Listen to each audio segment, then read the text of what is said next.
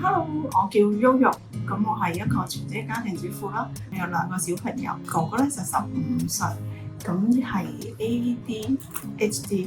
兼 ASD 嘅小朋友嚟嘅。妹妹咧就今年11歲，喺言語上面咧就有少少遲緩啦。我都有參加一間 SEN 機構嘅學習課程，都係知道咗我有呢個歐式嘅技能之後咧，就鼓勵我去中心教班，教呢啲 SEN 嘅照顧者，亦都有會去一啲社福機構度教其他嘅家長嘅，都有教啲中文啦，甚至更加細嘅一啲親子班啦。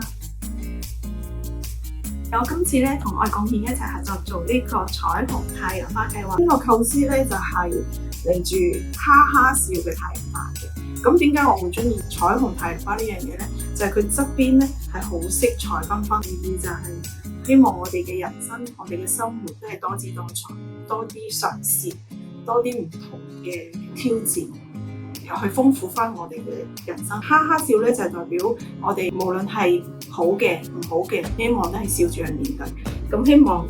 結果都係令到自己係開心嘅。中間嘅愛心咧就係代表要照顧到自己嘅心，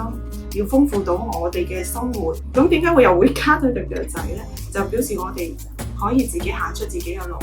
可以行得更加遠，挑戰多啲，嘗試多啲，圓滿自己嘅人生。呢個公仔咧，我用咗120分鐘嘅時間，一針一線去縫製啦。每一個公仔咧都擺咗好多心機落去。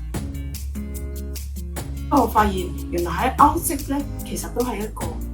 治癒嘅過程嚟，放鬆自己啊，去投入一件事，而唔係專注喺自己嘅家庭啊，放低媽媽嘅身份去做自己想做嘅嘢，重拾翻自己嘅一種興趣，一種嘅熱愛咯。我發現大家喺學習嘅時候咧，佢哋唔單止學咗一種技能，佢哋仲可以咧喺好輕鬆嘅情況下，佢哋會將自己嘅嘢分享出嚟。咁當然有開心啦，亦都有唔開心嘅事咧，佢哋就會慢慢咁樣去講出嚟。希望可以送俾月捐嘅有心人啦，咁將呢一份心意帶俾佢哋，令佢哋嘅人生都好似呢個太陽花咁豐富、咁多色彩、